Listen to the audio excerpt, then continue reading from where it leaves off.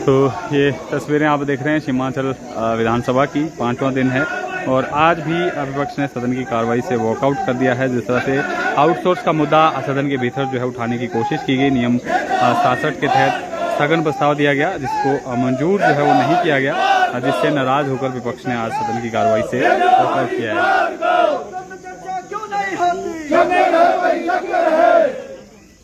Outsource पर चर्चा क्यों नहीं होती? आउटसोर्स पर चर्चा क्यों नहीं होती?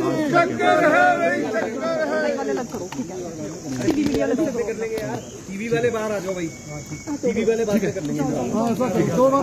ठीक है, टीवी वाले आ जाओ भाई पीछे। सर, आज आउटसोर्स कर्मचारियों के मसले पर काम रोको प्रस्ताव लाया गया, क्या कहेंगे? ठीक है, आज नियम 67 के अंतर्गत माननीय सदस्य विपिन परमार जी, रणधीर शर्मा जी और बहुत सारे साथियों ने हमारे स्थगन प्रस्ताव दिया था। और स्थगन प्रस्ताव का विषय ये था कि हिमाचल प्रदेश में जो आउटसोर्स में कर्मचारी लगाए गए थे वो अपनी सेवाएं दे रहे थे, चाहे वो आईपीएच में लगे थे, चाहे हेल्थ में लगे थे, पीडब्ल्यूडी में लगे थे, अन्य अन्य विभागों में लगे थे। लेकिन सरकार ने उनको सत्ता में आने के बाद निकालना शुरू कर दिया और वो लोग उनमें से जो कोविड वॉरियर थे, स्वास्थ्य विभाग में जो लगाए थे, जिसमें स्टाफ नर्सिस हैं, फार्मासिस्ट हैं, वार्ड बॉयज हैं, उसके बाद और भी सफाई कर्मचारी है और यहाँ तक कि जो हमारे ऑक्सीजन गैस को के प्लांट को चलाने वाले टेक्नीशियन थे वो भी उसमें शामिल हैं। वो सब धरने पर बैठे और पिछले 3 दिन से धरने पर बैठे हैं। हम सरकार से मांग कर रहे थे कि हिमाचल प्रदेश में आपने सत्ता में आने से पहले गारंटी दी थी कि हम 5 लाख बेरोजगारों को रोजगार देंगे और जहां हिमाचल प्रदेश में सरकार बनने के बाद आपने हजारों की संख्या में उन आउटसोर्स कर्मचारियों को सड़कों पर छोड़ दिया, यानी कि उनको घर भेज दिया, उनको नौकरी से निकाल दिया। ऐसे में इस विषय पर चर्चा होनी चाहिए। पिछले 6 महीने से मार्च के बाद उनको अभी तक सैलरी नहीं मिल पाई और जब सैलरी नहीं मिल पाई, आप कल्पना कर सकते हैं कि उनका परिवार कितनी कठिनाई के दौर में से गुजर रहा है।